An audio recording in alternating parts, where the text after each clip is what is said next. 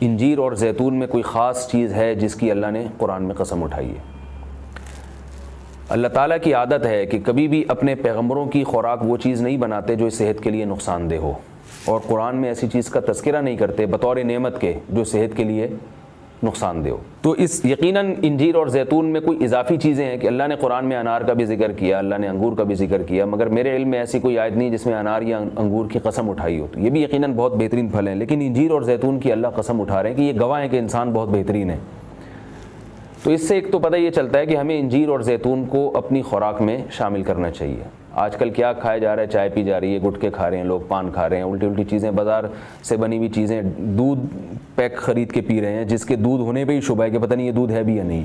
اور ایک سوچی سمجھی سازش کے تحت بازاری چیزوں کو پروموٹ کیا جا رہا ہے، اس پہ اشتہار بازی پہ خرچہ کیا جا رہا ہے، ڈاکٹروں کو باقاعدہ خریدا جاتا ہے اور وہ جعلی چیزوں کے فضائل لوگوں کو سناتے ہیں۔ لوگ یہ سمجھتے ہیں کہ ڈاکٹروں میں دو نمبری ہو ہی نہیں سکتی، یہ غلط ہے۔ بہت سارے ڈاکٹر لوگوں کو بہت ساری غلط چیزوں پہ لگا رہے ہیں۔ تو یہ بازار کی چیزوں سے آپ اجتناب کریں، اور وہ چیزیں جو اللہ نے انسان کی خوراک کا حصہ نہیں رکھی ہیں، سگریٹ اللہ نے انسان کے پینے کے لیے پیدا نہیں کی ہے، ہیروئن، چرس، یہ سب نشے کی چیزیں ہیں جو ہمارے مذہب میں ویسے ہی حرام ہیں، تو ان سے اجتناب کرنا چاہیے۔ انجیر اور زیتون کے کیا فضائل ہیں؟ میڈیکل سائنس نے ثابت کیا ہے، اور حکیم جو ہیں، ماہر حکیم ہیں، طبیب ہیں، وہ بھی بتاتے ہیں کہ یہ دو ایسی چیزیں ہیں جو انتہائی طاقتور ہیں، لیکن ان میں کمال یہ ہے کہ یہ آپ کے جسم میں چربی نہیں پیدا کرتی اگر اعتدال سے ان کا استعمال کیا جائے۔ ہم دیکھتے ہیں کہ جب بھی کوئی چیز بہت زیادہ انرجی دیتی ہے ہمیں، تو ساتھ ساتھ ایک اس کے ساتھ مصیبت یہ ہوتی ہے کہ موٹاپا بھی لاتی ہے،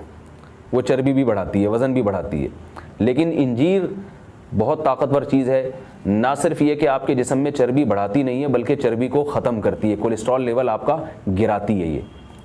زیتون میں بھی ایسے ہی ہے کہ زیتون آپ کی صحت کے لیے انتہائی مفید اور بہت طاقتور ہے، اور کولیسٹرول لیول آپ کا کم کرتا ہے، لیکن یہ ضروری ہے کہ اعتدال سے ہو۔ اگر آپ بہت زیادہ کھانا شروع کر دیں گے تو پھر زیتون بھی چربی پیدا کرتا ہے، ظاہر ہے اعتدال تو ہر چیز میں ضروری ہے۔ اور کچھ چیزیں ایسی ہیں انجیر اور زیتون میں جو میڈیکل سائنس کہتی ہے کہ انجیر پیٹ کے کیڑوں کو ختم کرتی ہے، انجیر قبض کو ختم کرتی ہے، قبض کا سب سے بہترین علاج ہی انجیر ہے۔ لوگ اس طرف توجہ نہیں دیتے، دوائیں کھاتے ہیں، ایلوپیتھک دوائیں کھاتے ہیں، اس کے سائیڈ ایفیکٹ بہت سارے ہوتے ہیں۔ تو اگر ہم اپنی خوراک میں روزانہ کچھ نہ کچھ انجیر کا استعمال رکھیں تو بہت ساری بیماریوں سے انشاءاللہ ہماری حفاظت ہو جائے گی۔ انجیر میں خاص بات یہ بھی ہے کہ یہ خون پیدا کرتی ہے، صالح خون جسم میں بناتی ہے، لیکن انجیر کے استعمال کا طریقہ یہ ہے کہ اس کو بہت زیادہ چبا کے کھانا چاہیے اچھی طرح۔ زیتون میں بھی اللہ نے بہت کچھ رکھا ہے، قرآن مجید میں اللہ تعالیٰ نے زیتون کی الگ سے بھی فضیلت بیان کی ہے۔ فرمایا کہ اللہ نے اپنے نور کی مثال دی ہے قرآن میں، اللہ نور السماوات والارض مثل نورہ کمشکاۃ فیہا مصباح المصباح فی زجاجہ الزجاجۃ کأنہا کوکب دری یوقد من شجرۃ مبارکۃ زیتونۃ لا شرقیۃ ولا غربیہ۔ اللہ نے فرمایا کہ میری مثال اس نور کی ہے، یعنی ہدایت کی ہے، کہ جیسے کسی اندھیرے میں کوئی چراغ رکھا ہو۔ اب اس چراغ میں اللہ نے مثال کس دی ہے؟ یعنی زیتون کی دی ہے، کہ وہ چراغ جس کو زیتون کے تیل سے جلایا جا رہا ہو، یعنی ایسے تیل سے جو مبارک درخت سے نکالا گیا ہو۔ تو اللہ نے وہاں بھی قرآن مجید میں سورہ نور میں بھی زیتون کے درخت کو اللہ نے مبارک درخت کہا ہے۔ ایک اور مقام پہ قرآن مجید نے زیتون کی تعریف کی ہے، فرمایا کہ وَشَجَرَةً تَخْرُجُ مِن طُورِ سَيْنَاءَ تَنبُتُ بِالدُّهْنِ وَالصِّبْغِ لِلْآكِلِينَ۔ اللہ وہ ذات ہے جس نے ایسا درخت پیدا کیا جو طور سینا میں پیدا ہوتا ہے، یعنی کوہ طور میں پیدا ہوتا ہے وہ درخت، اور تنبت بالدہن جو تیل لے کر پیدا ہوتا ہے، اور صبغ للآکلین کھانے والوں کے لیے سالن کا کام دیتا ہے، یعنی لوگ روٹی اس تیل سے لگا کے کھاتے ہیں، سالن کا کام دیتا ہے وہ۔ تو اب یہاں مناسبت دیکھیں کہ اللہ نے زیتون کا اس آیت میں ذکر کیا اور ساتھ ساتھ بتایا کہ یہ وہ زیتون ہے جو کوہ طور پہ پیدا ہوتا ہے، اور کوہ طور ویسے ہی ایک ایسی جگہ ہے جہاں اللہ نے لوگوں کی ہدایت کے لیے وحی کو نازل کیا۔ تو پتہ یہ چلا کہ زیتون میں جہاں جسمانی فوائد ہیں وہاں کچھ روحانی فوائد بھی ہیں، کیونکہ اللہ نے اس کو مقدس جگہ پہ پیدا کیا ہے، اور وہاں کا تذکرہ اللہ نے کوہ طور کا تذکرہ اس کے ساتھ ساتھ کیا ہے۔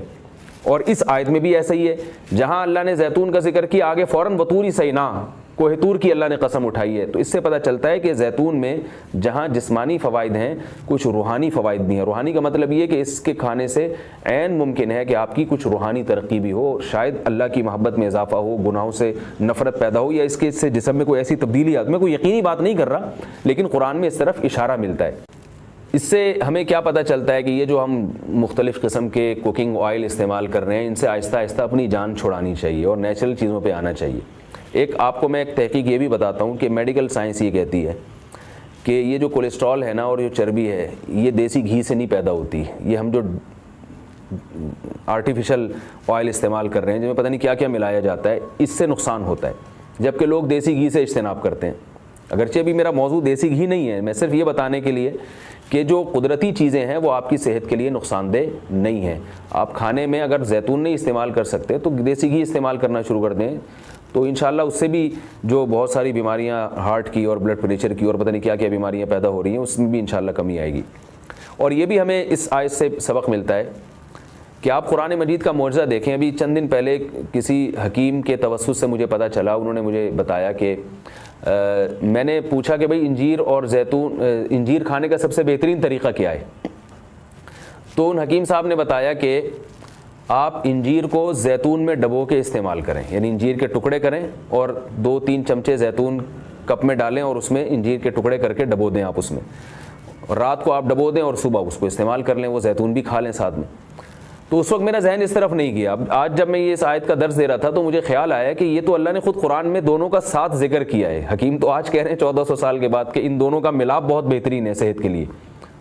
تو قرآن میں اللہ نے کیسے دونوں کا ساتھ ساتھ تذکرہ کیا ہے؟ تو یہ عجیب اتفاق ہے، اور بلکہ قرآن کی بلاغت ہے اور قرآن کا ایک قسم کا معجزہ ہے کہ آج بہت ساری چیزیں جن کی تحقیق ہو رہی ہیں وہ قرآن میں اللہ تعالیٰ نے ان کے اشارے پہلے سے دے دیے ہیں۔ انجیر اگر آپ زیتون میں ڈبو کے استعمال کرتے ہیں